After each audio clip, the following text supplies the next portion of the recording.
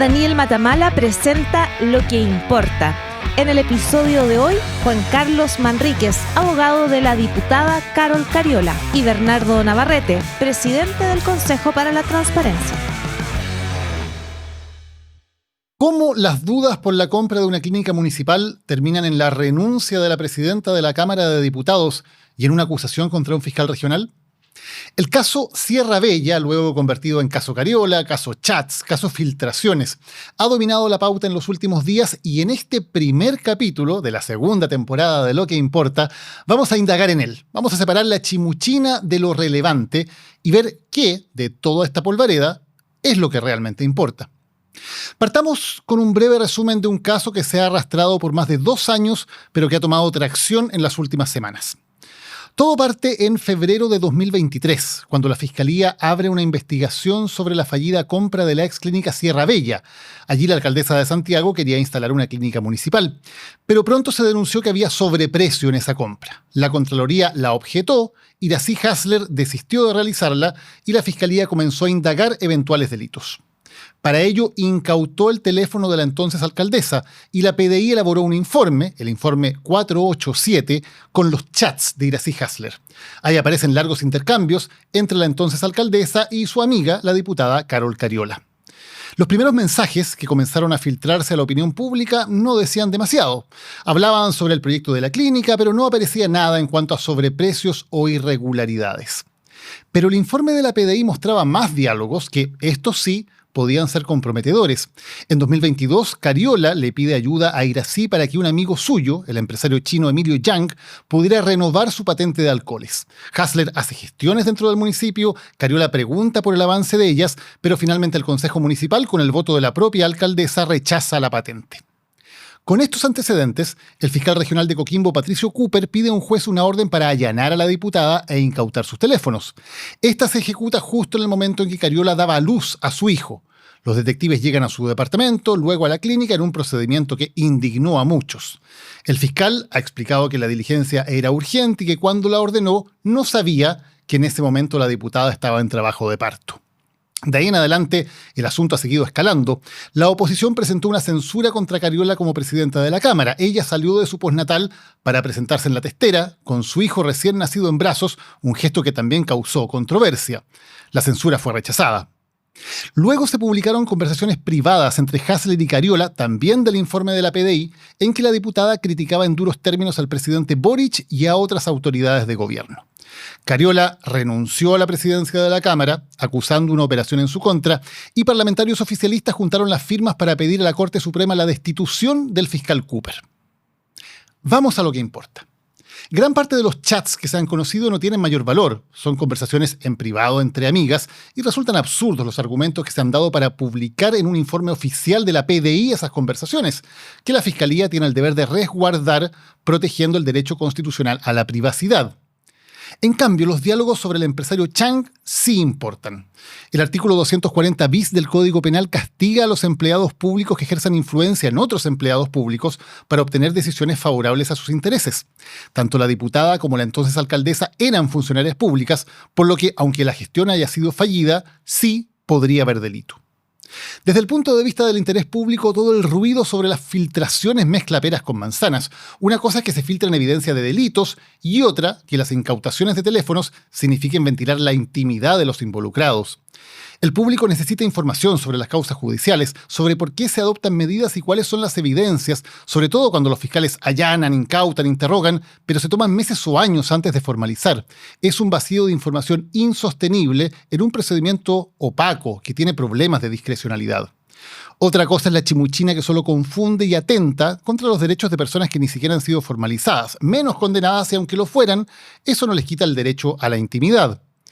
Tampoco ayuda en nada la torpe acción de diputados oficialistas que ahora quieren destituir al fiscal Cooper mientras éste investiga a una de sus colegas. Eso es intimidación política contra un fiscal. Los políticos no tienen que hacer defensas corporativas cuando son ellos mismos los que están involucrados. Si a los parlamentarios realmente les preocupa el tema, que legislen para mejorar los procesos investigativos, pero no para intimidar a un fiscal que justo está investigando a uno de los suyos. Porque cuando hubo filtraciones similares en el caso de Hermosilla, hasta festinaron con diálogos privados que tampoco tenían nada que ver con delitos. ¿Qué es lo que importa en el caso Cariola entonces? En mi opinión, 3 temas. Primero, si hubo o no tráfico de influencias de la diputada, lo que podría significar un delito. Segundo, ¿por qué la PDI incluye en un informe, que termina siendo público, chats que no tienen nada que ver con la investigación de delitos? Y tercero, ¿qué ocurre con las filtraciones y cómo mejorar los sistemas para que la opinión pública tenga acceso a la información relevante sobre los casos judiciales, pero sin convertir estos procesos en un reality donde todo vale?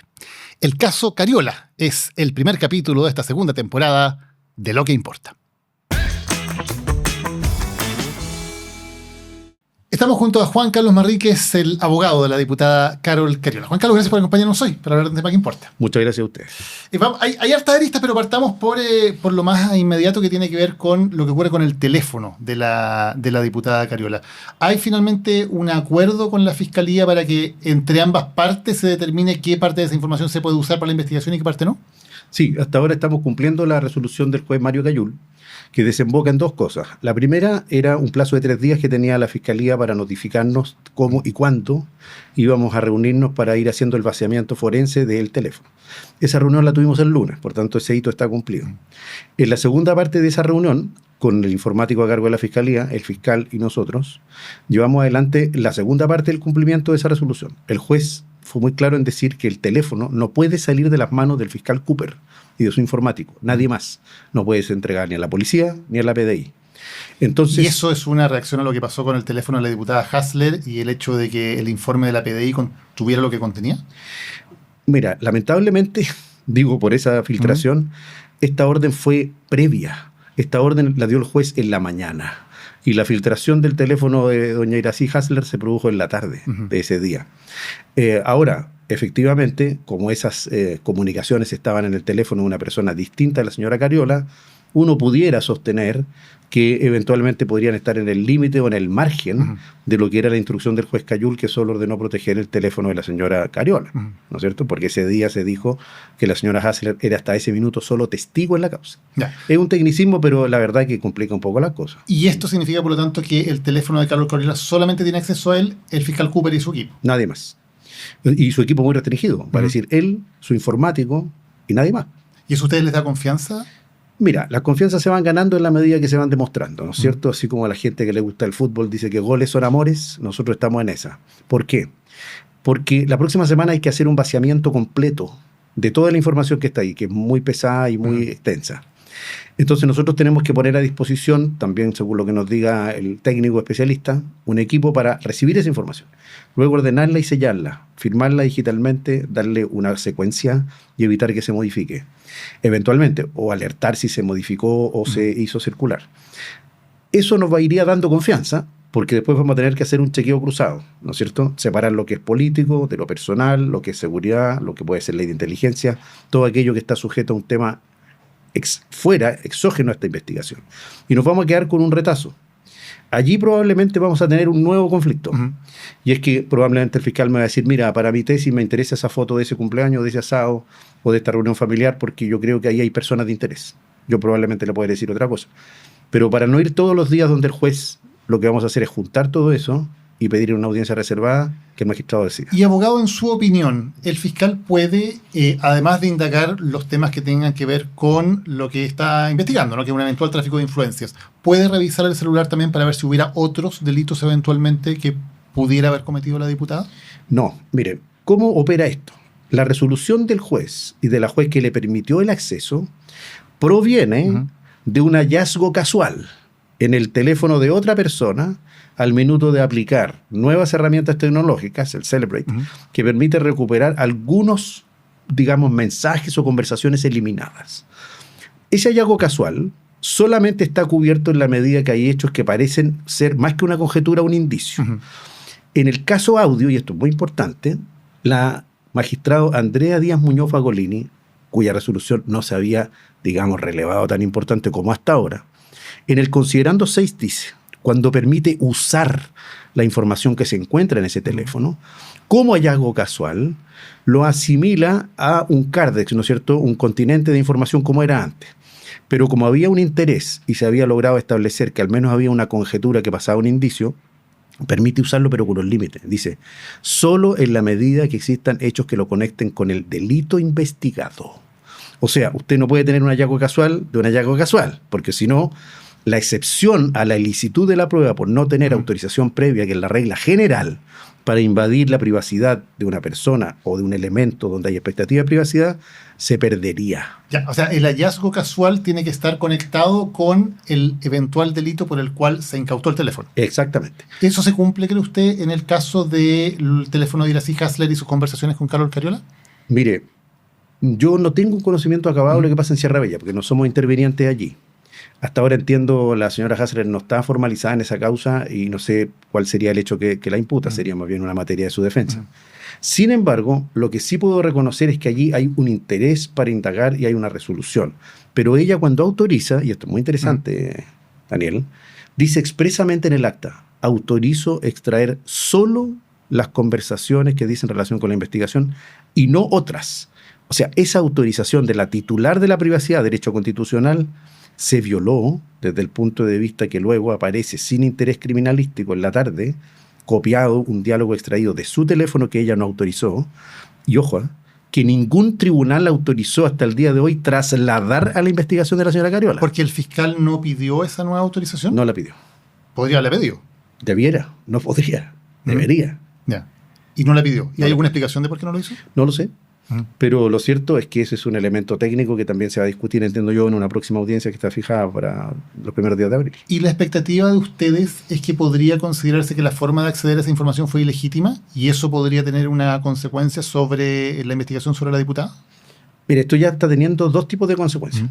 La primera es que cuando nosotros nos retraemos de seguir debatiendo la nulidad, para dejar en claro que cuando se trata de violación de derechos fundamentales por materias de derecho público, y las de derechos fundamentales son de derecho público, aunque yo retire mi petición de nulidad... Para que se entienda, porque ustedes habían pedido en primer lugar que se considerara nula la diligencia de incautar el teléfono.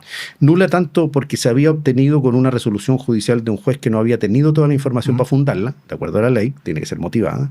Y segundo, porque la manera de ejecutarla a su vez había sido desproporcionada. Tenía en el origen y en el fin... teníamos en la cabeza y en la cola, tenía vicios de... ¿Por el hecho de que la diputada estaba dando a luz en el momento en que se produce la diligencia? No solo eso, sino que también por la forma y circunstancias del ingreso en dos lugares, ¿no es cierto? La clínica, la casa, los adultos mayores, la extensión de la orden, el teléfono de uno de los hijos de Tomás de Rementería, etc. Ahora bien, si nosotros la retiramos, fue pura y simplemente para concentrarnos en el tema de la protección de la información y los límites de aquello. Como la nulidad de derecho público no es convalidable, establecido que hay violación de derechos fundamentales, eso a nosotros nos permitió dos cosas. Con la resolución firme de la cautela, agotamos lo que todos extrañaban, la vía interna para recurrir a la justicia internacional en lo que dice relación con la protección del menor y la madre gestante en la situación posparto, que está cubierto por dos leyes internas y tratados internacionales. Ahí estamos listos para continuar en esa vía. Y en segundo término, porque al retirar aquello, la instrucción que yo recibí era la de abrir completamente la cancha para despejar estas confusiones, ¿no es cierto?, de una vez por todas, que tenía el informe que motivó esta cadena de errores, y en segundo término, meternos en el centro de la causa para comenzar a explicar todos y cada una de las líneas que componen esa afirmación y conjetura. Por ejemplo, ¿es la misma persona o no? ¿Recibió donativos o dineros para beneficiarse en una campaña política o no? Vamos de inmediato a eso, abogado, de inmediato. Pero antes, cuando se produce esta filtración de conversaciones que no tienen relación con el delito, sino que son conversaciones privadas, políticas, digamos, donde la diputada Cariola se refiere en términos muy duros al presidente Boric y al gobierno, ¿para ustedes ahí hay responsabilidad de la PDI que introduce esas conversaciones en el informe 487? ¿Hay responsabilidad de la Fiscalía o de alguien más? Por lo que hemos sabido ex post ahora, había dos informes, uno tachado y uno sin tachar. Nosotros hemos tomado noticia del que está tachado. Del que no está tachado, que es aquel que contiene estas conversaciones, hasta el día de hoy no lo recibimos. Y no lo recibimos porque antes no estábamos en Sierra Bella y ese es un elemento que llevó a Sierra Bella. No esta arista, ¿no es cierto?, este spin-off que sale de Sierra Bella, sino que en definitiva, así como un relato, el señor fiscal lo acompaña al tribunal la mañana del jueves pasado, pero con reserva. para evitar que se filtrara, ese que no está tachado. Y hasta el día de hoy tampoco lo recibimos. Anoche recién el tribunal dio la instrucción de entregarnos ese informe. ¿Y quién tenía el informe no tachado entonces? El informe no tachado estaba en manos de la PDI, en manos de la Fiscalía. ¿De alguien más? Entiendo yo que de la defensa de la señora Hassler también, 3 personas. Ahora, si uno aplica la regla de la lógica, uno podría pensar que a la señora Hassler no le hubiera convenido ni a su defensa filtrar nada de aquello. En segundo lugar, entendiendo que el señor fiscal tiene control sobre la investigación, presumo que no, puede que no haya tenido interés. Sin embargo, debo decir de la manera más respetuosa que yo creo que no hubo un control, como la ley lo ordena, de la calidad del informe, porque si se hubiera leído sistemáticamente se habría dado cuenta inmediatamente que tenía un error tan grosero como el que relaté al inicio, y no habría movido a que un tribunal diera una orden con todo este escándalo donde no existía. Si usted dice, abogado, que la alcaldesa Hassler no tenía interés en ello, que el fiscal es el que tiene la investigación, ¿sus sospechas apuntan a la PDI? Mis sospechas apuntan, y lo dije expresamente de manera respetuosa pero enérgica también, que ese informe es deficiente, y por eso le hicimos una presentación al señor director nacional de investigaciones, porque creo que si eso ocurre cuando se trata de una cuestión tan sensible como afectar la intimidad de un teléfono, en ese caso de quien era la tercera autoridad de la nación, puede ser cualquier persona, pero con los efectos que de allí puede tenerse en materia de crimen organizado, de frontera, seguridad, y se tiene esa desprolijidad, evidentemente que nos preocupa. El actual alcalde de Santiago, Mario Desbordes, entonces no tenía acceso a ese informe no tachado. Bueno, ese es un tema que entiendo yo el señor alcalde explicó, porque en un medio de comunicación vi que él había dicho que lo había recibido de parte del fiscal. Luego el fiscal dice que no se lo entregó. Como esa es una conversación de a dos, al igual que otras, en eso no tengo mucho que ver, así que tendrán que ponerse de acuerdo. Ya. Vamos al fondo de los temas que está investigando la Fiscalía en el caso de la diputada Cariola. Lo que se investiga es si eventualmente aquí hay tráfico de intereses, considerando que ella, que es funcionaria pública, es una diputada de la República, le hace una petición de un favor a la alcaldesa de Santiago en un tema que tiene que ver con las atribuciones de la alcaldesa, porque tiene que ver con una patente de alcoholes a un tercero, un empresario chino. Uno ve eso, uno mira lo que dice el Código Penal al respecto y dice, bueno, aquí hay claros indicios de que sí hay un delito, porque el Código Penal penaliza al empleado público que ejerciera influencia en otro empleado público para obtener una decisión favorable. ¿Ustedes tienen alguna explicación para decir que eso que hace la diputada Cariola no es delito? No es un misterio que el lenguaje español es uno de los más vastos del mundo y es polisémico. Pero yo debo entender que la palabra aporte, la palabra favor, la palabra gestión, en una interpretación inmediata y directa, sin un contexto, mueve a una sospecha y un indicio. Eso se lo concedo. Y a todo el público. El punto es si técnicamente, que es nuestra tarea, esas palabras configuran una descripción legal, que es lo que se llama verbo rector de un delito. Los verbos rectores se interpretan literal y restrictivamente. No pueden hacerse interpretaciones analógicas extensivas. Cuando digo esto, es que la palabra favor, la palabra gestión, la palabra interés, debe interpretarse de la siguiente manera, mire. No lo digo yo, lo dice la Corte Suprema. Para señalar que hay un tráfico de influencias, tienen que haber 2 participantes de un diálogo. El influenciador y el influenciado, ¿no es cierto? Para que el influenciador sea catalogado como tal, su motivación y su finalidad tiene que estar movida únicamente por el doble interés. Primero, un interés económico, patrimonial. Si yo le pido a otro una cuestión que no tiene una contraprestación ni presente ni futura en favor de esa misma persona, no se da ese interés. Y el segundo, debo ser capaz de tener tal capacidad de gestión para hacer nacer en el que decide una voluntad distinta a la que tiene, modificarla o hacer nacer en él la resolución de tomar una decisión que modifique la realidad. Claro, pero precisamente, abogado, en este caso no estamos hablando de cualquier persona, estamos hablando de una diputada que tiene, bueno, de hecho, luego presidenta de la Cámara de Diputados, con un gran poder político, con una gran influencia dentro del mismo partido al que pertenece la alcaldesa. O sea, una persona que sí tiene poder para que la alcaldesa diga, bueno, aquí esta influencia tengo que tomármela en serio, digamos. No es que cualquier ciudadano, cualquier persona de a pie le pide algo a la alcaldesa. Se lo está pidiendo una persona que tiene una posición de poder muy relevante sobre la alcaldesa. Es que muy buena su precisión porque me permite explicarlo. Si uno analiza la consecución de hechos, se va a dar cuenta que no hay una insistencia que es propia del tráfico de influencias. Hay una sugerencia. Y en segundo lugar... Perdón, pero Sí. ella se lo pide primero y después le dice, bueno, ¿qué ha pasado con la gestión? Estoy de acuerdo. Sí insiste. Porque lo que se ha conocido deja en la zona gris, que yo me voy a referir ahora, una serie de pasitos y con mensajes que están entre medio. Como es que se consulte si acaso legalmente y jurídicamente el Departamento de Renta y el municipal tenía primero información sobre aquello. Segundo, si era posible o no. Y la propia alcaldesa, como la señora Cariola, ignoraban que esa patente había sido caducada, revocada, con una imposibilidad absoluta de ser renovada el 4 de febrero del año 2022. Y mire, si la señora Cariola hubiera tenido la capacidad de influencia que se supone, entonces la señora Hassler habría ido al Consejo Municipal y habría podido tratar de revocar ese acuerdo, porque para que todos sepan, el decreto es posterior a la toma del acuerdo por simplemente el tiempo que se demoran en redactarlo y escriturarlo. Y eso no ocurrió, por el contrario. En los diálogos que no se han conocido, lo que se dice es expresamente que esa gestión no solo no era posible, sino que era jurídicamente inviable. O sea, allí jamás hubo un riesgo para la probidad pública ni para la administración. Claro, pero sí está la intención, más allá de que esto no haya resultado, de que finalmente no se concreta el hecho de que se le renueve o se le recupere la patente de alcoholes, sí hay una intención de la diputada de conseguir efectivamente un favor para esa persona. Bueno, eso es muy relevante nuevamente, de la esencia de este tema. Hay un viejo adagio jurídico que dice cogitationis poenam nemo patitur. Los pensamientos no se castigan. Imagínense cómo estarían las cárceles si estuviéramos condenados por lo que pensamos a diario, ¿no? No habría espacio en el mundo.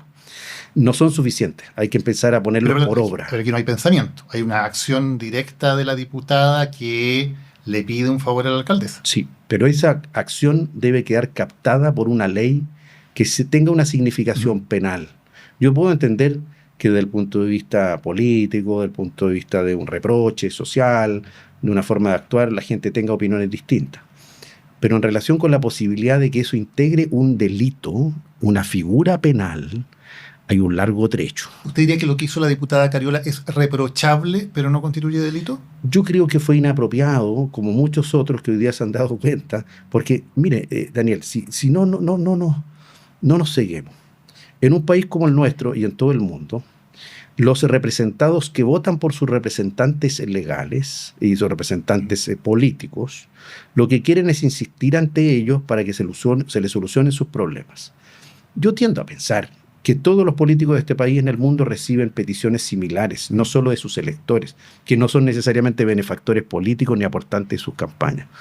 Y tiendo a pensar que de todos lados, incluso cuando al presidente o la presidenta de la República en una salida de terreno se le acercan personas y le entregan una carta, lo que le están pidiendo es que haga algo. Claro. Y ese algo está dentro de la lógica del hacer político. Claro, pero esas personas no tienen el poder que tiene la diputada Cariola al hacer una petición. Pero usted se ha dado cuenta que ese poder fue completamente estéril. ¿Cuál es la relación económica que existe entre Carol Cariola y Bo Yang, que es este empresario? Porque hemos sabido que el departamento en que vivía la diputada Cariola lo arrendaba a un tercero, pero finalmente la plata llegaba a una sociedad que es también de Bo Yang. Hay una relación, por lo tanto, también entre ellos directa. Sí. Bo Yang es una persona que se dedica a hacer gestiones comerciales por la comunidad china. Y es una persona, como han visto, relevante en el Comité de Amistad Chileno-China del Parlamento. Está presente en varias gráficas, viajes, gestiones institucionales u otras. ¿Un lobista? Yo creo que más que un lobista, por lo que he podido ver, es un gestor de intereses. Y él se gana la vida en eso. Entonces, ¿qué es lo que ocurre? Mira, si esto también tiene una explicación. La señora Cariola, antes de cambiarse a la calle Suecia, todavía no conocía ni vivía con el señor de Rementería. En esto me van a tener que disculpar, voy a tener que decir algunas cosas, pero necesariamente para explicación general, ¿no?, de la vida de ambos. Ella vivía en Manuel Montt, en un departamento que no pudo seguir habitando porque hubo que repararlo y se lo pidieron.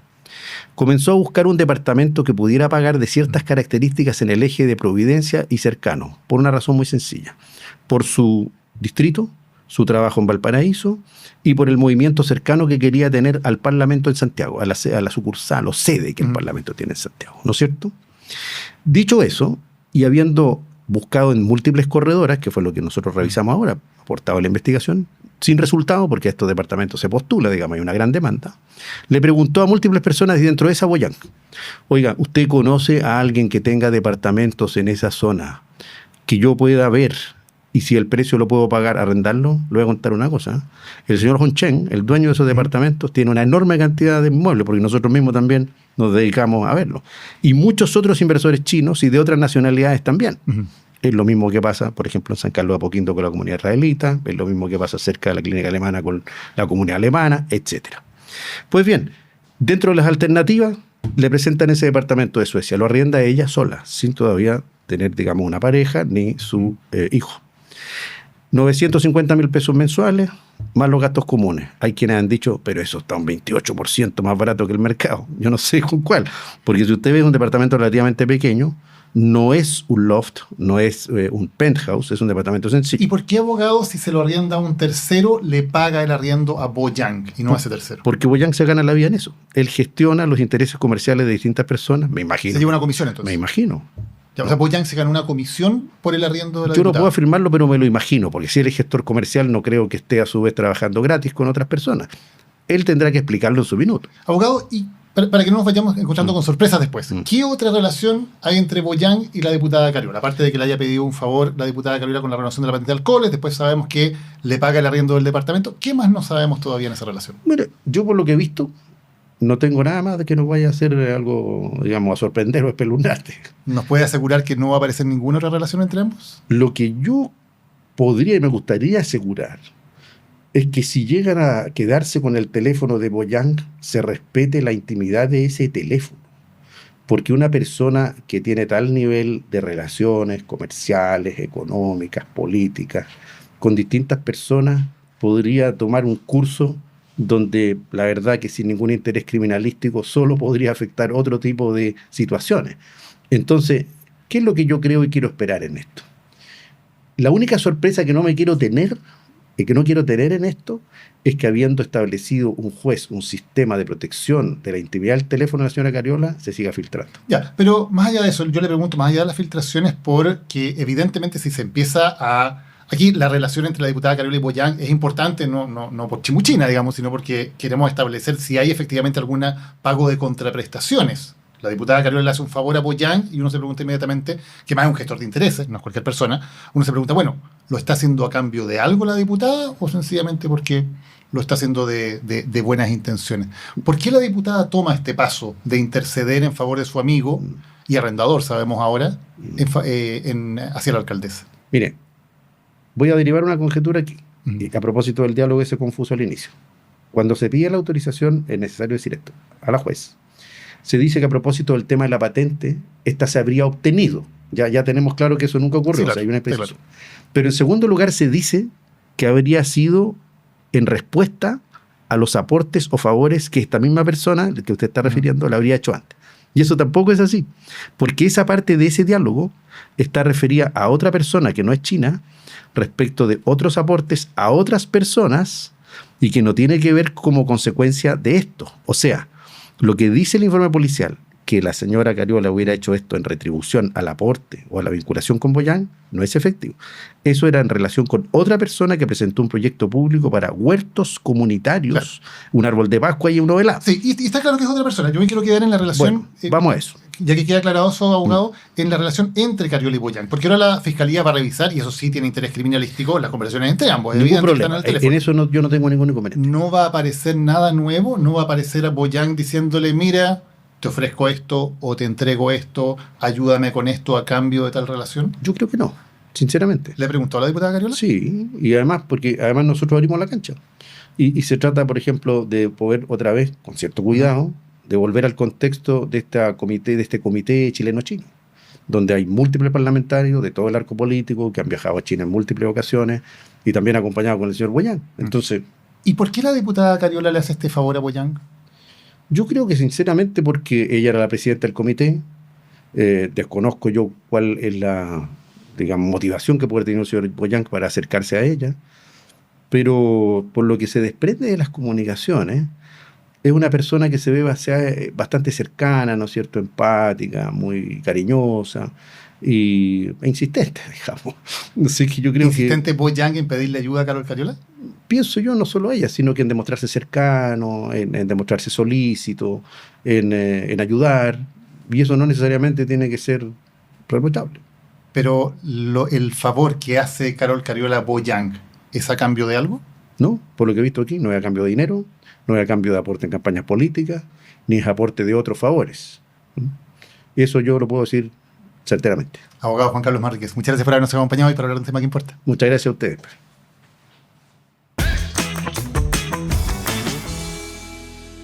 Conversamos ahora con el presidente del Consejo para la Transparencia, Bernardo Navarrete. Bernardo, gracias por venir hoy a hablar de un tema que importa. Gracias por la invitación. A ver, transparencia probablemente es de esos términos que cuando los ponemos en genérico todos estamos de acuerdo, que tiene que haber transparencia. ¿Cuáles son los límites también de la transparencia, por ejemplo, cuando estamos hablando de investigaciones judiciales, cuando estamos hablando de la filtración de informaciones, que es algo de lo que tanto hemos conversado en los últimos días? Sí, la transparencia como concepto es un paraguas conceptual que pareciera que todo cabe ahí. Y eso no es cierto.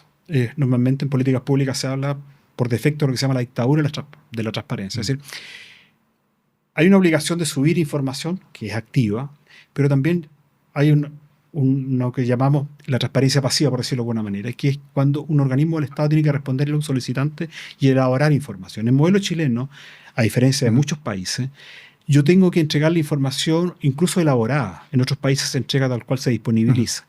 Los organismos públicos, cuando empiezan a copiar información, a estructurarla, a elaborarla para entregarla, están haciendo un trabajo que no es menor. Y en muchos casos, también hay que decirlo, en el cual pueden haber intereses incluso hasta comerciales. Hay empresas que le ofician o le piden expresamente, por ejemplo, a las direcciones de tránsito de las municipalidades que le informen mensualmente patentes, vehículos, etcétera. ¿Qué hacen con esa información? Trabajarla y después venderla a un tercero. Entonces sí, hay un límite y tiene que haber también un límite respecto tanto en el abuso del derecho como la intimidad de las personas. El problema que tenemos en Chile, y deriva, como es nuestra costumbre, poner los problemas después. Es decir, yo creo en el 2008-2009 un Consejo para la Transparencia, pero en paralelo no creé una Agencia Nacional de Protección de Datos, que recién se acaba de implementar y tiene 2 años eventualmente de inicio. Bernardo, cuando hablamos de investigaciones judiciales, de nuevo, ¿cuáles son los límites? Porque, por ejemplo, ahora parte fundamental de cualquier investigación judicial es incautar el teléfono, ¿no? Se ha vuelto una norma bastante amplia. Incautar el teléfono hoy día significa básicamente incautarle la vida a una persona, ¿no? Ahí está todo, desde cosas que pueden tener mucho interés para una investigación criminal y por eso se hace y es lícito que se haga, pero también cosas que tienen que ver con la vida íntima, en fin, muchísimas cosas ahí. ¿Cuáles son los límites para el manejo de esa información? No solamente hablando de un político, como estamos hablando en este caso, sino de cualquier persona que se haya enfrentado a un proceso penal. Cualquier ciudadano. Y esto relacionado directamente con lo que planteé anteriormente. Cuando yo tengo un celular y entro a WhatsApp, yo tengo la expectativa legítima de intimidad. WhatsApp es una empresa privada a la cual yo accedo. Yo puedo contraargumentar que el celular está pagado con dinero fiscal, sí, pero WhatsApp u otros instrumentos de comunicación, ¿no es cierto?, digital, son privados. Y yo los uso con la expectativa legítima de esa privacidad. Bajo otras circunstancias, me estaría cuidando de emitir epítetos u otros, es que se dan en esa condición específica. Aunque el teléfono sea fiscal. Aunque el teléfono sea fiscal. No tiene relevancia. No la tiene, porque volvemos al mismo punto. Comparémoslos, por ejemplo, con los correos electrónicos. Los correos electrónicos, que tienen una casilla institucional, están en un servidor institucional, han reemplazado a las instrucciones, ¿no es cierto?, a las normas que exigen. Yo ya no lo voy a mandar probablemente dentro de un hospital, por ejemplo, un oficio con 3 copias. No, voy a usar mi correo electrónico para mandarle a otro funcionario instrucciones específicas. Es decir, han reemplazado todo aquello que nosotros estábamos acostumbrados a ver en las películas con manguillas, ¿no es cierto?, escribiendo a máquina. No. Hoy día ya es un procedimiento estandarizado que reemplazó a toda la normativa vigente. Y nosotros entendemos, dentro del propio Consejo de la Transparencia, que eso es información pública. Pero cuando yo le escribo a otra persona que tiene una condición de intimidad y, como decíamos, esa expectativa legítima que aquello no se va a filtrar, es distinto. Ahora, también tenemos, bueno, y si no se hubiese filtrado, sabríamos y estaríamos discutiendo aquellas materias que pueden constituir delito. El artículo 1 para ustedes de la ley de prensa, ¿no es cierto?, el legítimo derecho a exponer la información. Pero serán los tribunales los que califiquen aquello, digamos. Y el límite, porque uno se pregunta cuál es el límite con el cual tiene que actuar la Fiscalía, tanto en la revisión de ese material como en el resguardo de ese material. ¿Está establecido claramente hasta dónde puede llegar la Fiscalía? ¿Qué es lo que puede revisar, por ejemplo, cuando incauta un teléfono y qué es lo que no, si es que hay algún límite? El límite está establecido por la norma. Tiene que ver con todo aquello que la causa penal así exige. De hecho, nosotros vamos escuchando en pedazos argumentaciones de tanto del fiscal nacional como los fiscales regionales respecto de lo que ellos están investigando. Es una materia específica y acotada. Todo lo que venga después deriva de las filtraciones. Y eso es constitutivo de un delito. ¿Por qué? Porque se entiende que hay un secreto. De hecho, difícilmente yo o cualquier otra persona que represente un organismo como el nuestro va a emitir juicio respecto a procesos penales en curso. Primero por la autonomía que tienen y gozan estas instituciones. Pero una vez que se filtró, cae la pregunta central. Bueno, ¿y quién la filtró? Ojo, que no es solamente la Fiscalía, puede ser la PDI, que es la primera que elabora. Importante reconocer también que la Fiscalía no tiene la capacidad de tomar miles y miles de WhatsApp y procesarlo. Eso se lo traspasa a la PDI, pero también la Fiscalía después se lo pasa a los querellantes, a los defensores, y ahí ha entrado un tema que ya es más difícil de calibrar. Bernardo, si la Fiscalía incauta un teléfono porque está investigando el delito A, y revisando el teléfono, ¿puede revisarlo completo y ver si encuentra un delito B, un delito C que no tengan nada que ver con el delito original por el cual se incautó el teléfono?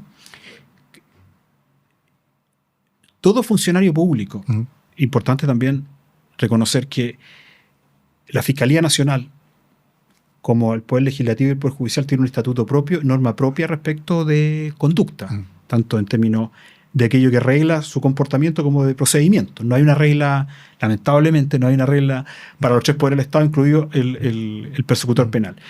Pero todo funcionario público, una vez que toma conocimiento de algo que es delictivo, tiene obligación legal de denunciar. Y eso se aplica también al persecutor penal. Porque si yo observo, producto de la filtración, que hay materias constitutivas de delito, estoy obligado a perseguirlo, porque si no eso sería denegar sobre la propia función. El problema, el pecado de origen es la filtración en sí mismo.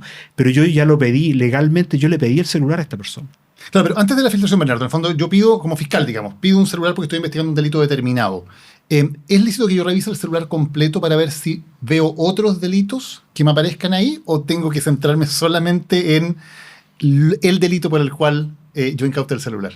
Veámoslo como lo haría alguien del área de informática. Yo le voy a pasar un celular a un técnico, que probablemente no sea abogado. Este técnico va a decir, ya, pero ¿usted qué quiere observar de estos WhatsApp? Y le dicen, mire, descriptorio. Por ejemplo, materia del área energía, materia en términos de nombre, etc. Yo le voy a entregar un diccionario de datos para que haga análisis de contenido, buscando qué WhatsApp, ¿no es cierto?, estas materias están dentro de esa discusión. Pero es evidente que yo me estoy tirando una piscina y me voy a encontrar de todo. Esto es como la temporada de caza de pato, ¿no es cierto? Van a caer por distintas lógicas. Y en esa sinonimia, en esa técnica, lo importante, por ejemplo, es cuando un juez le ordena al fiscal correspondiente ir o trabajar directamente con el abogado defensor para empezar a eliminar. Pero la PDI ya hizo el trabajo de levantamiento previo. Entonces, y ahí eventualmente podrían aparecer otros delitos. Pero en el caso de Carol Cariola, se busca, me imagino, por Sierra Bella, se ve que hay una conversación entre ellas que es por Sierra Bella, y luego se ve que hay otras conversaciones que no tienen que ver con el caso original, pero que sí podrían constituir delito. Y ahí se abre otra investigación, ¿no? Claro, lo que pasa es que en la autonomía que tiene el persecutor penal está aquello. Y sin entrar a transgredir esa autonomía, cuando yo me enfrento a una información constitutiva de delito, me retrotraigo a lo mismo inicial. Yo tengo el deber de denunciar. Esto afecta a todos los funcionarios públicos y no solamente en materias penales.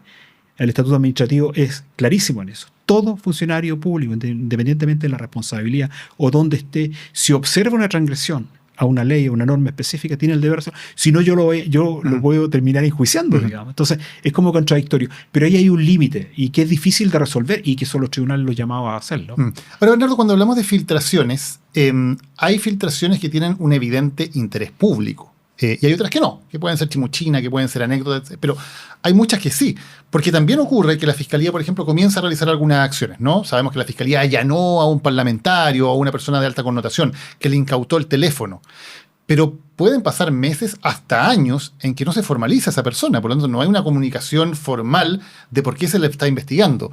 Desde el punto de vista de la opinión pública es insostenible decir, bueno, miren, le incautamos el teléfono a un diputado, pero espérense un año para saber por qué. Evidentemente no funciona así la opinión pública. ¿No hay también un valor de alguna manera informativo, un valor público en que esas filtraciones ocurran, se produzcan? Aquí hay un tema que yo creo que es central. Chile no tiene una regla general para todos los poderes del Estado y todos los organismos independientes o autónomos constitucionales. Porque una vez que yo hago un procedimiento administrativo, cabría la legítima esperanza de que pasado un tiempo yo me informe sobre qué está ocurriendo con aquello. Porque lo que no puede ocurrir es lo que nos está pasando hoy día, donde miro todas las encuestas de opinión pública. La sexta preocupación de los chilenos es la corrupción, algo que hace 10 años atrás jamás habríamos pensado. Eso en una tormenta perfecta con ciudadanos que además no le asignan legitimidad a las instituciones. Cuando yo no le asigno legitimidad a una institución que por tal define reglas del juego por las cuales yo tengo que jugar, digamos, ¿no es cierto? Tengo que comportarme según esas reglas y digo además, ¿por qué le voy a hacer caso? O sea, lo mismo nos está ocurriendo hoy día. O sea, estas opacidades, esta lógica en que no todos somos iguales, en que accedo a una información, no está contribuyendo a una democracia de calidad. Y otros países lo han resuelto por la vía de que yo inicio un trámite administrativo, tengo conocimiento. Pensemos, por ejemplo, en el Poder Judicial. Yo hoy día, una vez terminado el procedimiento legal, con sentencia firme, se hace público. No podrá decir se podrán demorar o no, pero yo puedo ir viendo en qué sala está, en qué se tomó. ¿Por qué no puedo tener el mismo estándar para otras instituciones que son autónomas constitucionalmente hablando? Por ejemplo, para la Fiscalía debería haber un estándar más claro en términos de que la Fiscalía tuviera que informar qué es lo que está haciendo, cuáles son las razones por las cuales toma ciertas medidas, incautamientos, allanamientos, etcétera. A ver, incautaciones, perdón. Claro, para ser riguroso en el mundo jurídico, yo tengo que hacer una aclaración. No soy abogado, pero es evidente, incluso es de sentido común. Cuando yo hago una investigación, estoy hablando de la privación de libertad de alguien. Estoy hablando de un atributo que me es único. Es la libertad. Y toda acción que yo haga para restringir esa libertad no solamente debe ser informada respecto a quién se la estoy restringiendo, sino como señal para el Estado. Si usted me apura incluso, yo no veo cuál es la razón para informar, por ejemplo, semestralmente el estado de avance de causas. Porque si a mí se me informa, yo puedo entender y racionalizar. ¿No es cierto? Porque lo que está ocurriendo en este país es que estamos con un sesgo de confirmación desde la economía de la conducta, ¿no es cierto? Yo lo que miro, no, es que son todos corruptos. Entonces voy reforzando mis posiciones. ¿Sí? Cuando dispongo de información, no es porque todos la vayan a leer, pero reduce un poco las preguntas y la incertidumbre tan asentada pareciera hoy día en Chile. No, pero Bernardo, porque incluso antes, porque el momento en que se puede pedir, por ejemplo, una medida cautelar como la detención es el momento de la formalización.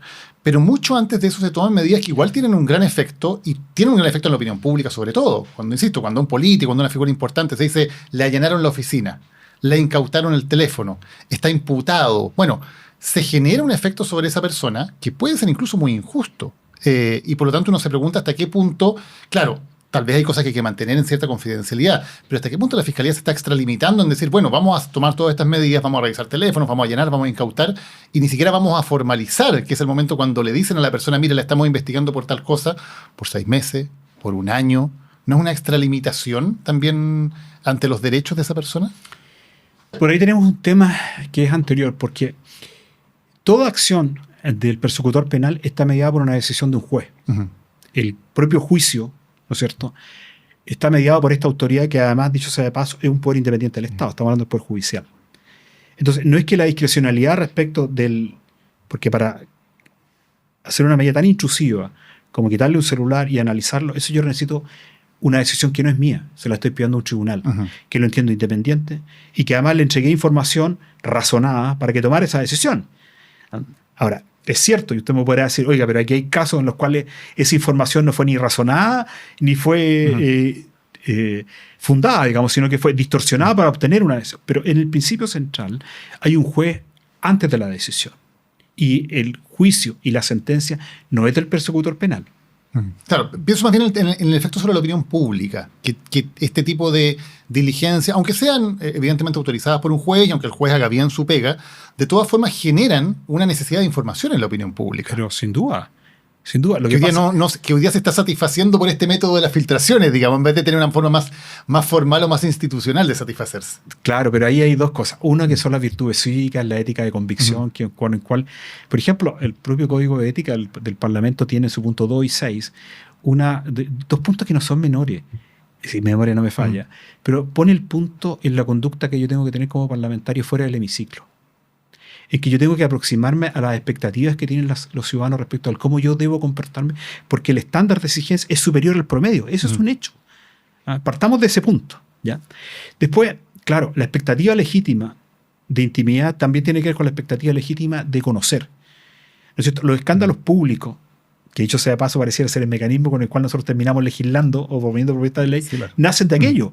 Pero cuando un medio de comunicación se hace cargo de esa filtración, artículo 1 de la ley de prensa, el legítimo derecho a dar la información. Serán los tribunales que podrán entrar a calificar el tema posterior. Pero lo que a mí me resulta incomprensible crecientemente es que nos estemos informando por medidas del persecutor penal, de una decisión de un juez, de materias que uno encuentro que transgreden no solamente el comportamiento esperado, sino que son del todo delictivos en algunos casos. Bernardo, hablemos de esas conductas. En este caso específico hay una investigación sobre eventual tráfico de influencias, porque una funcionaria pública, que es una diputada, Carol Cariola, le pide un favor a la entonces alcaldesa de Santiago en términos de que gestione la renovación de la patente de alcoholes de un empresario que es amigo suyo. ¿Eso cumple estándares de transparencia que una diputada, por un medio privado, como hemos conversado, como WhatsApp, le haga esas peticiones de favores a una alcaldesa? Lo que pasa es que ahí se aplica la ley de lobby. ¿Y qué sabemos de la ley de lobby? Que tiene 10 años, que es, en estricto rigor, como han dicho algunas personas con mucha razón, en realidad una lista de reuniones. Pero si tomamos durante 10 años la ley de lobby, en la propia Estrategia Nacional de Integridad Pública da cuenta que entre el año 2018 y 2022 hubo 29 investigaciones, 29 sumarios, para buscar esclarecer si hubo o no lobby, con 0 sanción. Cero. Entonces uno dice, a ver, yo tengo un instrumento que busca regular interacciones entre autoridades, que además en las 29 investigaciones tengo 0 resultados. Lo que le estamos diciendo a los ciudadanos es que tengo un instrumento que no sirve. Bueno, lo que hace el Ejecutivo es plantear un nuevo proyecto de ley, pero no quita algo que ya estaba inicialmente en la discusión de modificación a la ley, que la OCDE, este organismo internacional que nosotros entramos con sede en París, de países desarrollados, le hace propuestas de cambio sustantivo a este proyecto de ley.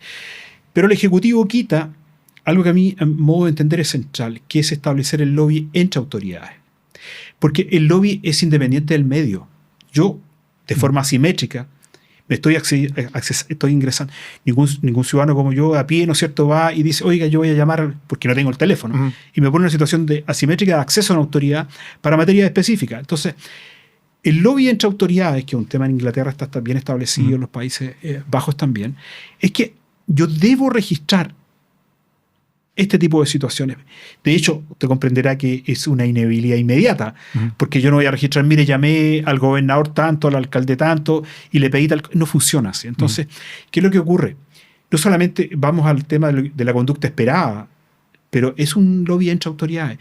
Y eso, cuando yo le quito la sanción, estoy estableciendo todas las iniciativas para a lo mejor salir de WhatsApp y pasar a otro sistema que me elimine en 24 horas lo que estoy solicitando. Claro, pero ¿puede haber una circunstancia en la cual sea legítimo hacer un lobby de autoridades en que una autoridad le pida un favor que tiene un valor económico para un tercero, o eso siempre es ilegítimo? Lo que pasa es que el concepto de legitimidad versus legitimidad vendría a ser un juicio sobre el caso a caso, ¿ya? Porque es un acto individual y en consecuencia yo me referir a ese acto individual. Pero como conducta general, como regla general, no es admisible. ¿Por qué? Porque el lobby lo que busca es regular la asimetría de acceso a las autoridades públicas entre los ciudadanos y quienes, por la vía de que son electos, o al contrario, ¿ya? Pensemos que hay 24 ministerios, 168 servicios, 16 gobernaciones, 345 municipios. Es un gigante el Estado. Bueno, todas estas autoridades están interactuando, pero cuando se juntan a conversar materias que dicen relación con mis funciones, yo tengo que declararlo, porque ese es un lobby que está muy cercano a una discusión hoy día sobre corrupción. ¿Y cuál es el límite, Bernardo, entre pedir un favor o ejercer una influencia que es indebida o que podría ser delictual? Cuando es sobre materias de las cuales yo tengo competencia, eso está regulado no está regulado por la ley de lobby, debería estar regulado, debería ser, en mi opinión, absolutamente sancionable, porque lo que se me está pidiendo no es un favor, no es que le estoy pidiendo a una autoridad, oye, ¿por qué no me invitan a esta reunión? Quiero ir a este congreso, o dame información para tener acceso a una postulación específica. Una autoridad, pensemos en el caso del alcalde. El alcalde sale del municipio y todo el mundo le está pidiendo favores, le está pidiendo, y él probablemente diga, mire, aquí está la ley de lobby, pídamelo por ley de lobby, pero hay vecinos y hay problemas que son de inmediata respuesta. Claro. ¿No? Eso no cabe en la lógica de este lobby. Pero cuando yo tengo una función establecida por ley, donde mis capacidades, ¿no es cierto?, y la institución que yo dirijo, caso del municipio, soy la principal ventanilla de atención del Estado en Chile, y me están pidiendo un favor respecto de esas funciones, no. Que, por ejemplo, la entrega o renovación de la patente de alcoholes, que es una atribución del municipio. Claro, sin entrar al caso en específico, porque aquí dada mi función, la importancia en la autonomía de la investigación y no pronunciarme en la materia, por supuesto. De hecho, a ver, esta principal ventanilla de atención del Estado, para muchos chilenos es el punto central. O sea, yo, para atenderme en el Estado, entro por el municipio, entro por el registro social de hogares. Es una burocracia tan cercana a los ciudadanos que entrar a alterar la forma en que accedo a la autoridad para tomar decisiones no es menor. Primero porque el alcalde no solamente representa electoralmente a los vecinos, sino porque es el jefe de servicio. Él es el que está contratando, el que está evaluando, el que está tomando las decisiones. Si usted me apura, algo que debimos haber hecho hace muchos años atrás, es separar las dos funciones. Un administrador municipal autónomo, que podría tener control de otra institución del Estado, respecto del alcalde que representa intereses. No habiendo resuelto ese tema, tendremos otra entrevista donde vamos a hablar de lo mismo de nuevo. Bernardo, y hablando de transparencia, te decías, hay un problema evidentemente con los vacíos de la ley de lobby, explicabas cuáles son, explicabas el tema del lobby entre autoridades. ¿Qué otro tema estamos al debe en transparencia en Chile? Yo creo que estamos al debe en un tema respecto de cómo interactúan las instituciones del Estado. Chile ha generado una frondosa legislación. Pensemos que, solamente por mencionar los últimos 2 años, Comisión Jaraquemada propone, y no sin fundamento, 46 medidas a propósito de la relación fundaciones-Estado. La Estrategia Nacional de Integridad Pública, 210 medidas. Y si voy hacia atrás, puedo llegar a un mar de medidas. Yo suelo ir a los municipios, pues estamos viendo el tema de las corporaciones municipales en materias complejas, y yo le pregunto a los funcionarios, ¿cuántos conocen la Estrategia Nacional de Integridad Pública y las 210 medidas? Muy poco. Entonces, ¿qué es lo que está ocurriendo? Primero tenemos una frondosa... Pero en lo que nos va a importar a nosotros no es poner más leyes, sino que yo tengo 9 instituciones que no cooperan en términos de integridad pública y no traspasan información. El Consejo de Defensa del Estado, está la Contraloría General de la República, la Unidad de Análisis Financiero, la Comisión para el Mercado Financiero, obviamente el Ministerio Público. Estamos nosotros como Consejo de la Transparencia, les decía, Contraloría General de la República, todo lo que es la instancia de Auditoría General de Gobierno. Es 9 instituciones que producen una enorme cantidad de información que uno podría decir, con esa información podríamos hacer inteligencia, y no para redes criminales, pensando en captura de redes criminales hacia el Estado, pero también en temas de transparencia. Pero tengo 9 instituciones que no cooperan, y menos interagencialmente. Entonces, lo primero es que alguien llame al orden a todos nosotros y nos digan, señores, hay un fin que es mayor. Pónganse de acuerdo, facultad presidencial, decirles, miren señores, porque si no vamos a llegar a algo que vamos a tener que tomar muy en serio. Chile necesita una agencia nacional anticorrupción. Y si no estamos planteándose, vamos a tener que hacernos cargo de que estamos recibiendo puras malas noticias. Bajamos 3 puestos en el ranking de corrupción entre países. Bernardo Navarrete, presidente del Consejo para la Transparencia. Gracias por habernos acompañado hoy, hablando de un tema que importa. Gracias por la invitación. Muchas gracias por habernos acompañado en este primer capítulo de la segunda temporada de Lo que Importa. Hacemos primer capítulo porque tenemos una larga temporada hasta el mes de noviembre. Vamos a estar acompañándote todas las semanas, todos los miércoles, como siempre a las 20 horas, a través de YouTube y Spotify, con un tema que importa. Invitamos hoy, por si está la duda también, al fiscal nacional, al fiscal regional, para que también tuvieran la oportunidad de hablar sobre un tema en que han sido mencionados. Por cierto, lamentablemente no pudimos contar con su presencia, pero las invitaciones, como siempre en el programa, se cursaron a todos los involucrados. Así que esto ha sido el tema por la semana de hoy. Quédate con nosotros, suscríbete a nuestro canal de YouTube, también en Spotify. Corre la voz de que volvió Lo que Importa y de que cada miércoles durante este 2025, que es un año tan crucial para Chile y el mundo, vamos a estar aquí con temas relevantes al estilo de Lo que Importa. Que estés muy bien.